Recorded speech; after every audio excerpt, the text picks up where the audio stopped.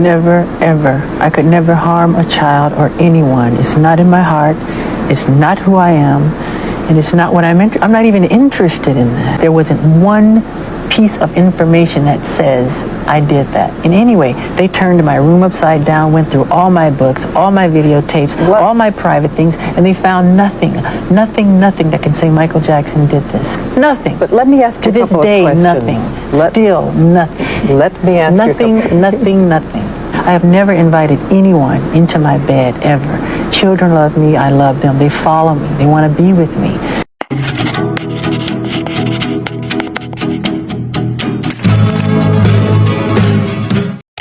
Tout bascule en mai 1992.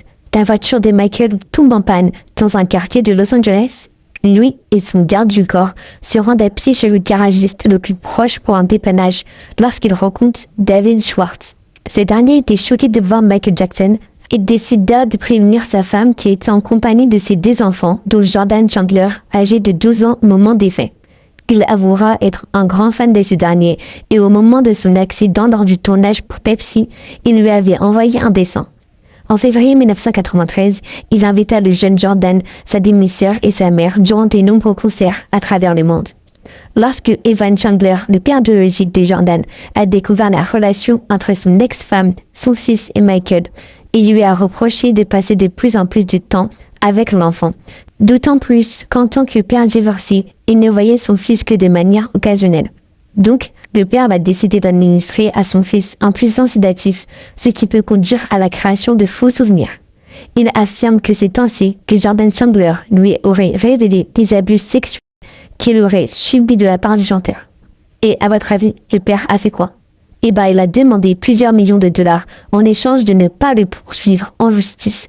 Puis, le père l'attaque officiellement en justice à partir du 17 août 1993. Le père le menacera encore en lui proposant de faire un accord financier. Sinon, il ira au tribunal malgré la lettre écrite par un médecin sur des doutes raisonnables d'abus sexuels sur la deux qu'il avait consulté. Mais Michael refusera une seconde fois l'offre. Une plainte sera déposée par le père qui dira que Michael aurait pratiqué une fellation avec Jordan avant de le masturber. Une enquête s'ouvrit alors avec des fouilles à Neverland. La famille et les amis de Michael ont pris sa défense et démentaient que Michael soit pédophile. Après des semaines d'enquête, les enquêteurs commencent à avoir des doutes sur la crédibilité de Jordan. Certains enquêteurs pensent qu'il a été manipulé par son père et que les accusations étaient une tentative d'extorsion de fonds. La mère de l'enfant témoignera en disant que Michael n'avait aucun comportement déplacé avec Jordan. Par la suite, Michael sera dans une période sombre car en pleine tournée du Dangerous World Tour, il sera sous antidouleur puissant au point d'annuler plusieurs spectacles pour une cure de désintox.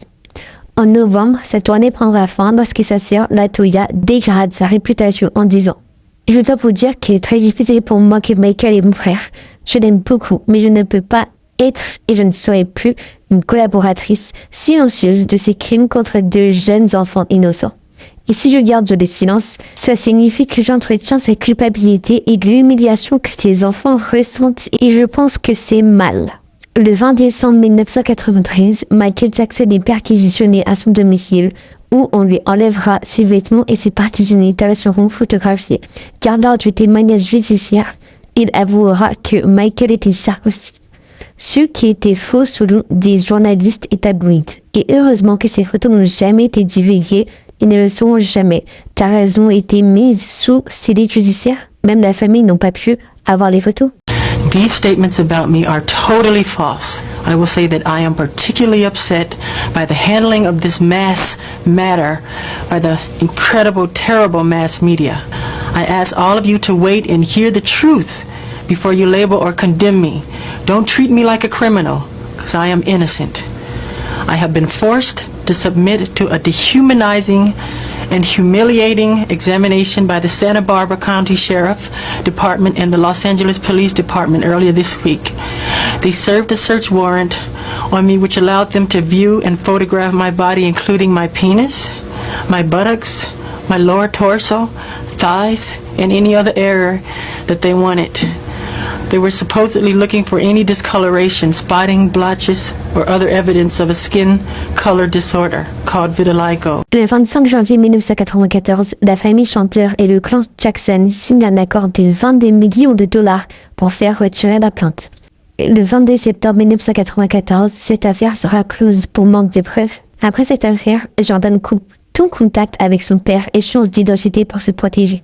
Les producteurs du public du film Michael, en production en 2024, ont rencontré des difficultés en raison de l'accord de confidentialité signé avec la famille Chandler en 1994 qui interdit de dramatiser l'affaire ou d'inclure des détails sur Jordan Chandler ou même de parler de Jordan sans son accord. Ils ne réussissent pas à le contacter, sa mère ne lui ayant pas parlé depuis 11 ans d'après les médias. Entre 1994 et 1997, Evan Chandler sera accusé de faute professionnelle et d'avoir agressé sexuellement une patiente à plusieurs reprises. Elle sera classée sans suite en juin 1997. En 2005, Evan Chandler sera poursuivi en justice pour avoir agressé son fils avec un haltère et une masse. Celui-ci obtiendra une ordonnance restrictive contre son père. Après la mort de Michael, en juin 2009, Jordan aurait indiqué avoir menti sur ses accusations de 1993. Le 5 novembre 2009, le père de ce dernier se suicide d'une balle dans la tête alors qu'il est en phase terminale d'un cancer. En 2003, la diffusion de Living with Michael Jackson relance les soupçons sur Michael et fait beaucoup parler. Michael sera suivi pendant 8 mois par des caméras lors de ses voyages, mais lors de la diffusion, il apparaît comme, je cite, un personnage hors du commun, bizarre au sens négatif. Il est décrit comme un père dysfonctionnel, très seul et dépensier, montant dans des voitures d'enfants le soir, tout seul en roulant dans les couloirs de son hôtel pendant que ses enfants dormaient. Mais les gens vont se poser énormément de questions car il était beaucoup avec un jeune garçon de 10 ans atteint d'un cancer du rein nommé Gavin Arvizo. Il l'invitera alors à Neverland en 2000. Ils partagent le même lit, entre guillemets, mais Michael dirait que c'était une très belle chose dans le documentaire, niant les accusations. L'enfant l'accusera d'agression, mais de manière anonyme après la diffusion du documentaire. Son ranch sera de nouveau perquisitionné et une enquête criminelle sera ouverte. Quelques jours plus tard, il sera arrêté et mis en examen pour agression sexuelle et pour avoir administré de la drogue illégalement. Les gens durant les procès, il doit se remontrer sur les voitures et vient même en pyjama et fait le V de la victoire avec ses doigts. Lors du procès, l'enfant affirme que dès sa première venue à Neverland, le roi de la pop lui aurait fait regarder des sites pornographiques où apparaissaient des jeunes filles nues et que Michael s'était voilà devant lui et a tenté de le souiller. Le frère de Gavin affirmera l'avoir vu violer son frère 2 fois devant lui. La femme de ménage travaillant à Neverland dira que Michael avait pris une douche avec Wade Robson, un autre enfant proche de la star. Lorsque Wade sera auditionné, il défendra la star et affirme n'avoir subi aucune agression sexuelle de sa part. Les avocats de la défense proviennent à décrire la famille de Kevin comme une famille de menteurs et d'escrocs en recherche d'argent. Michael sera alors acquitté. En 2013, Wade Robson, maintenant adulte, affirme avoir été agressé et joué par un chanteur de l'âge de 7 ans à 14 ans. Wade Robson annonce porter plainte contre les ayants droit de Jackson, mais en 2015, le juge a abandonné les poursuites. Et ça continue à s'enchaîner. En 2014, James F. Shook accusera le chanteur de l'avoir agressé sexuellement dans les années 80, alors que lui n'avait que 10 ans, qui avait témoigné en faveur de Michael en 2013. Et pour finir, suite au biopic Michael, Netflix annonce un documentaire sur le procès de Michael qui sortira le 3 juin. Et franchement, ça me saoule. Même si on sait qu'il y a été une nouvelle accusation en 2026 contre Michael, personnellement, je les crois pas. Netflix veut juste massacrer la vibe autour de Michael et c'est dingue comment les gens veulent continuer de faire de l'argent sur lui alors qu'il est mort. Personnellement. Pour moi, je pense que toutes les choses dont il a été accusé sont fausses de A à Z. Parmi toutes les accusations, il n'y en a aucune qui a été retenue. Elles ont toutes été jugées comme faute de preuves, etc. Dans les interviews, quand on le voit, il a des yeux tellement innocents. Et ça se voit qu'il a dû avoir le syndrome de Peter Pan. Et même, je sais pas si vous avez regardé son film, genre le biopic de Michael, avec Jafar Jackson, mais dans le film, même quand il est grand, tu vois qu'il n'est pas totalement grand dans son esprit. Il est fan de Peter Pan, il adore ça. Il n'a jamais vraiment eu d'enfance et il voulait que les enfants aient une enfance. Ils voulaient pas que les enfants connaissent ce que lui a vécu parce qu'il a commencé à l'âge de 6 ans à être chanteur, à être sur le feu des caméras, etc. Donc, oui, c'est un gros trouble pour lui. Bon, en tout cas, dites-moi ce que vous en avez pensé. Est-ce que vous allez voir le documentaire sur Kist? Est-ce que vous avez déjà vu le biopic? Et vous en pensez quoi? En tout cas, j'ai bien aimé faire cette vidéo. Je trouve que ça change tout d'habitude. Et dites-moi si vous voulez que je continue ce format de crime autour des stars ou des histoires de gens lambda qui ont fait des dingueries.